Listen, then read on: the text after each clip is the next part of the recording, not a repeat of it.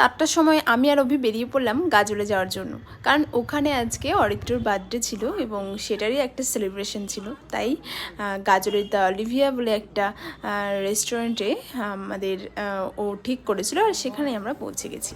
আর দেখতেই পাচ্ছ এসে এসে আমরা একটু কফি খেয়ে নিলাম এবং এখানে একটু ছবি তোলার জায়গাও রয়েছে।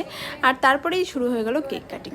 আর এখান থেকে পায়েসের ব্যবস্থা করেছিল, যেটা খুবই ভালো লেগেছে।